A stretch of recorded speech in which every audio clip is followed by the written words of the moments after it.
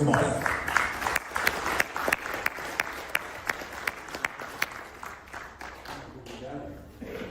Good, thank you, Sheila.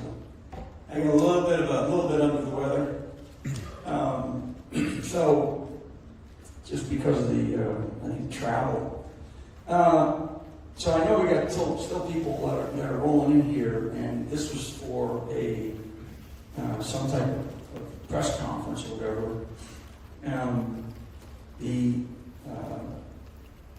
The lack of interest, okay, in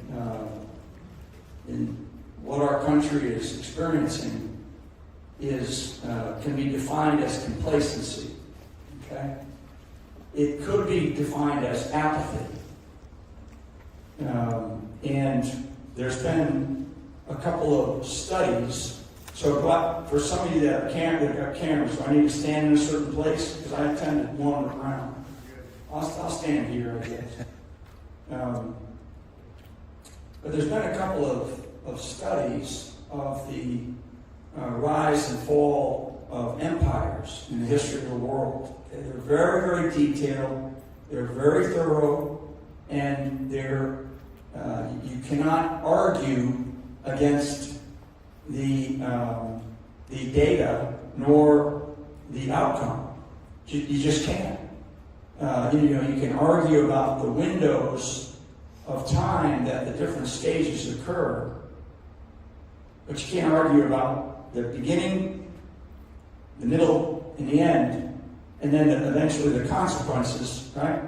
And again, we got all these people that are here for something today, and you have, your crazy media that are here. And I've always been one that's like, come on, let's talk about what we're up against here, But part of that is that what they're up against, or what they're part of, is they're part of our decline. And I mean that purposely and intentionally.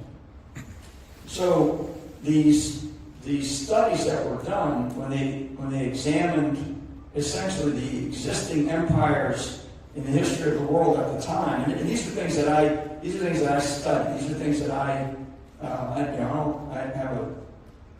a lousy golf handicap and all that. I get up in the morning and I read executive orders and stuff like that, policy letters.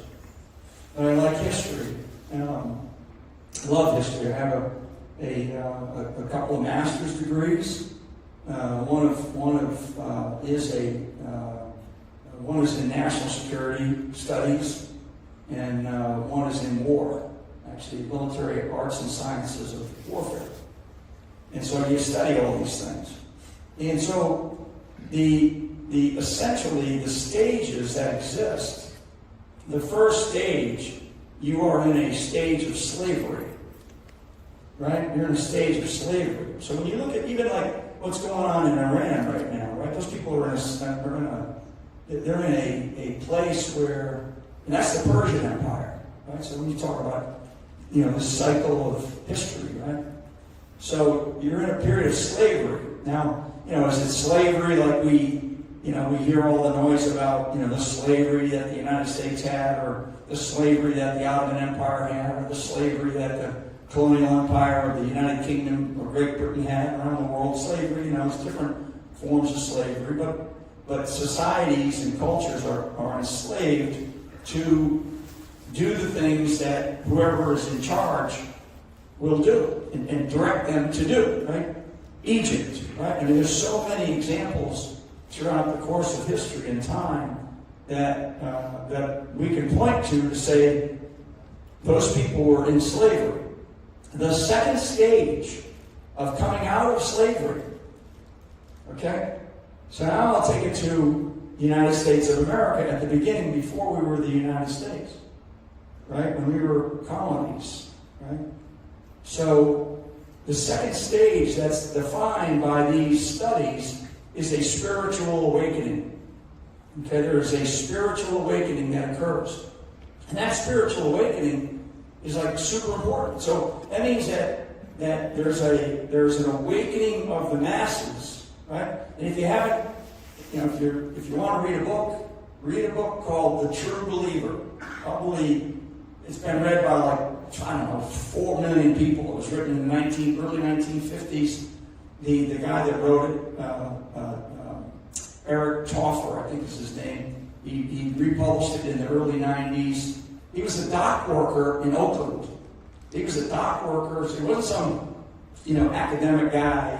It's called The True Believer. It's a great book. It's only about 100 pages. You can read it over, 2 cups of coffee.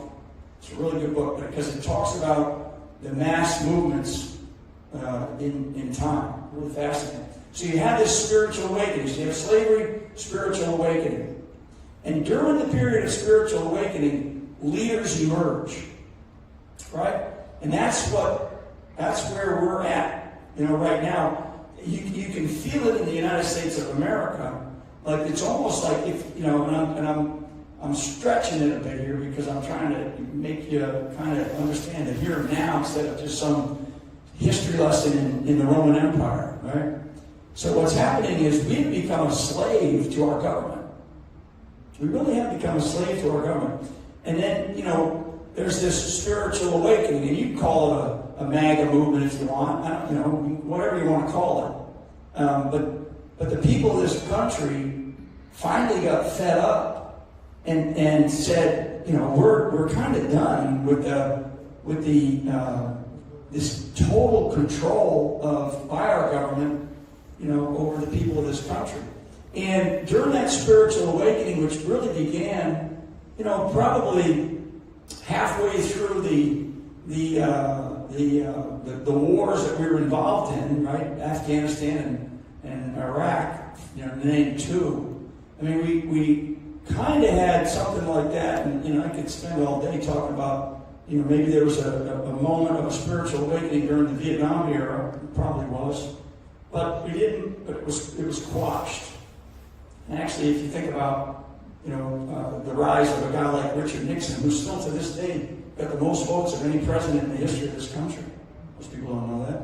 So we had this spiritual awakening that occurred in the United States of America, and a leader emerged. And it's a guy that, who's our current president, who comes down, the escalator, and I know, because I've spoken to him about this, why did he decide? Because he decided that he saw what was happening of this total control of our government that was emerging, and rising of the people in this country. And he said, I got to get involved. Now, his challenge was to decide whether he was going to run as a Democrat or a Republican, because he could have done either. And I think he really wanted to beat the Democrat Party because they despised him. And he knew it. So he ran as a Republican. So a leader emerged, right? Spiritual, slavery to our government, and a spiritual awakening. The people of this country, pretty much grassroots in this country. And then you have a leader emerge. Maybe there's some others out there, and there are other leaders that have emerged. And then you go into this period of awakening. Okay, that's the next stage. There's an awakening, and right. And so we're in this place where there's a struggle to keep that awakening down. And it's been going on for a while. But then you go into these other periods that begin to see the decline. Because I think, personally, I could probably go and do the study and all that, but I don't know if we are, if it's too late, if this spiritual awakening and this emergence of a Donald Trump and then this awakening period that we're going through, I kind of believe some days I wake up and I say, maybe we're too late. Maybe we're too late. Because the next 3 stages are complacency, apathy, and then obedience, meaning a return to slavery. So those are the stages that I just outlined. Okay?